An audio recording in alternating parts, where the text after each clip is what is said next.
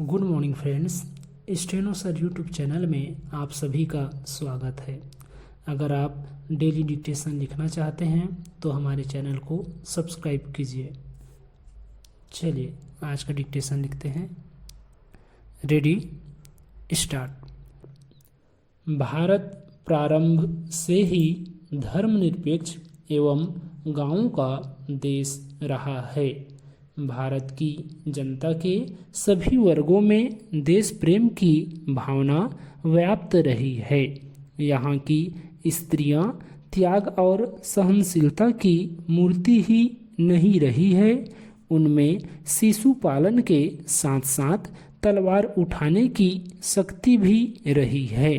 वे देवियां दया और करुणा की साक्षात प्रतिमा बनकर पति सेवा को ही अपना सर्वस्व मानकर उसी में लीन नहीं रहती थी। अवसर पड़ने पर देश के लिए प्राण दे देने में भी पीछे नहीं रही है।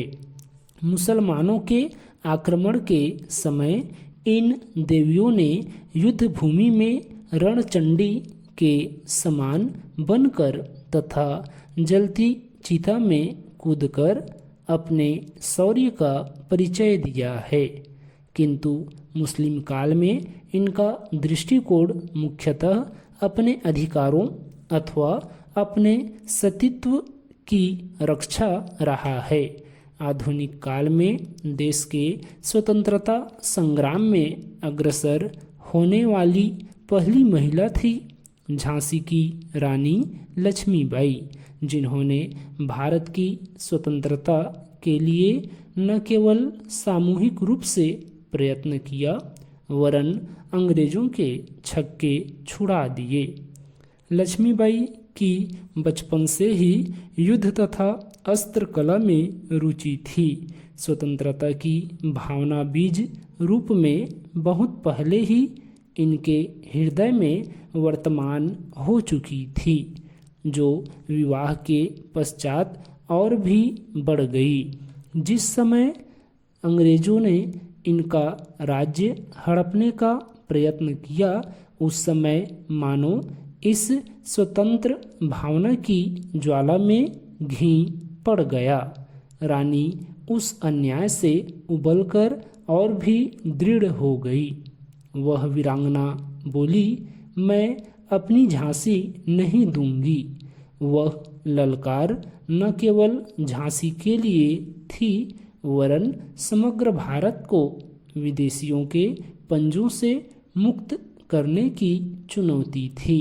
यही वह ज्योति थी जिसने नाना साहब धुंधु पंत तथा तात्या टोपे जैसे ज्वलंत दीपों को प्रज्वलित किया और एक बार 1857 में विद्रोह की प्रचंड ज्वाला जागृत की।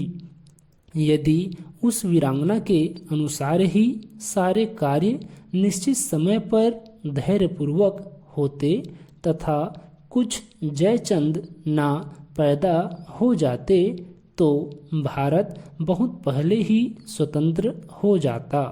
वह घोड़े की पीठ पर बैठ कहाँ नहीं अंग्रेजों के छक्के छुड़ाती फिरी, खूब लड़ी पर अंत में घायल होकर वीरगति को प्राप्त हुई। फिर एक बार पर्याप्त समय के लिए अंधकार छा जाता है। अंग्रेज क्रूरता से उस स्वतंत्रता की ज्वाला को दबा देते हैं। फिर न केवल दमन का नग्न चक्र चलता है वरन काफी समय के लिए वह ज्वाला मंद पड़ जाती है। बीच बीच में यह ज्वाला भड़कती है पर उसमें पुरुषों का ही अधिक हाथ रहता है। तत्पश्चात राजनीतिक क्रांतियों का समय आता है और भारत के राजनीतिक रंगमंच पर एक महिला इस विचारधारा को लेकर प्रकट होती है कि भारत सत्यम शिवम सुंदरम का देश है, वही विश्व को मोक्ष प्रदान करने में समर्थ है। भारत के प्राचीन गौरव से प्रभावित यह महिला थी मैडम ब्लेवस्की। भारत में यही थियोसॉफिकल आंदोलन की जन्मदात्री थी। इनके द्वारा वह जनसमूह को जागृत कर उनमें आत्मविश्वास, परिश्रम, सादा जीवन, लगन की भावना पैदा करना चाहती थी। इन्हीं की सभाओं में ही इंडियन नेशनल कांग्रेस का जन्म हुआ, जिसे आज भारत को स्वतंत्र करने का श्रेय मिला है। स्टॉप। दोस्तों, अगर आपको हमारा ये डिक्टेशन अच्छा लगा तो अपने दोस्तों को शेयर कीजिए और हमारे चैनल को सब्सक्राइब कीजिए। Thank you.